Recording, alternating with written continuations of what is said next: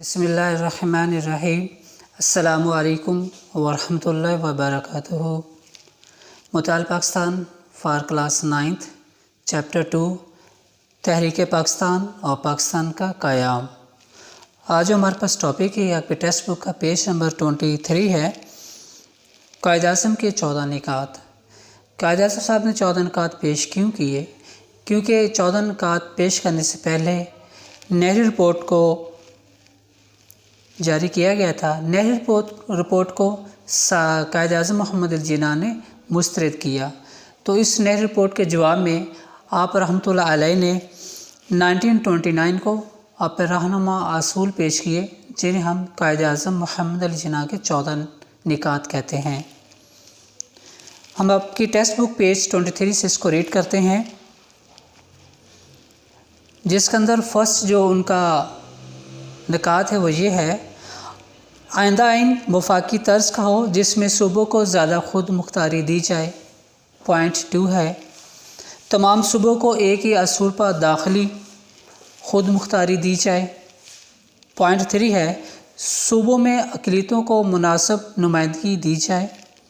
Point 4 ہے: مرکزی assembly میں مسلمان ممبران کی تعداد 1/3 سے کم نہ ہو۔ پوائنٹ 5 ہے: جداگانہ انتخابات کا اصول ہر فرقہ پر لاگو ہونا چاہیے، البتہ اگر کوئی فرقہ چاہے تو اپنی مرضی سے مخلوط طریقہ انتخاب قبول کر سکتا ہے۔ تو نیکسٹ پیج کی طرف چلتے ہیں، پیج 24 ہے۔ پوائنٹ 6 ہے ہمارے پاس: صوبوں کی حدود میں کوئی ایسی تبدیلی نہ کی جائے جس سے پنجاب، بنگال اور شمال مغربی سرحدی صوبہ خیبر پختونخوا کی مسلمان اکثریت متاثر ہوتی ہو۔ پوائنٹ 7 ہے ہمارے پاس: تمام لوگوں کو یکساں مذہبی آزادی دی جائے۔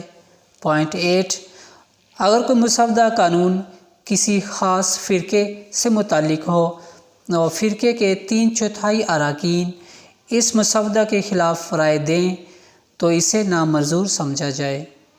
پوائنٹ 9 ہے ہمارے پاس: سندھ کو بمبئی سے الگ کر کے ایک صوبہ بنا دیا جائے۔ پوائنٹ 10 ہے: بلوچستان اور شمال مغربی سرحدی صوبہ میں دیگر صوبوں کی مانند اصلاحات نافذ کی جائیں۔ 11 ہے پوائنٹ: سرکاری ملازمتوں میں مسلمانوں کو ان کی اہلیت اور تناسب کے لحاظ سے حصہ دیا جائے۔ پوائنٹ 12 ہے ہمارے پاس: مسلمان کو مذہبی اور ثقافتی تحفظ دیا جائے۔ 13: صوبائی اور مرکزی وزارتوں میں مسلمانوں کو کم از کم 1/3 نمائندگی دی جائے۔ پوائنٹ لاسٹ ہے 14: آئین میں صوبوں کی مرضی کے بغیر کوئی تبدیلی نہ کی جائے۔ یہ تھے قائد اعظم محمد علی جناح کے 14 نکات، جن کے اندر اہم یا چند نکات میں نے بورڈ پر مینشن کیے ہیں، جس کو ہم ریڈ کر سکتے ہیں۔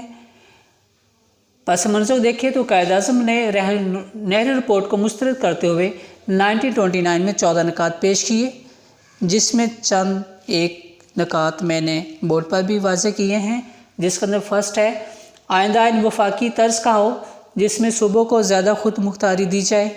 پوائنٹ نیکسٹ ہے: مرکزی اسمبلی میں مسلمان ممبران کی تعداد 1/3 سے کم نہ ہو۔ نیکسٹ پوائنٹ: تمام لوگوں کو یکساں مذہبی آزادی دی جائے۔ سیکنڈ لاسٹ پوائنٹ: سرکاری ملازمتوں میں مسلمانوں کو ان کی اہلیت اور تناسب کے لحاظ سے حصہ دیا جائے۔ تو لاسٹ پوائنٹ میں نے جو مینشن کیا ہے، مسلمانوں کو مذہبی اور ثقافتی تحفظ دیا جائے۔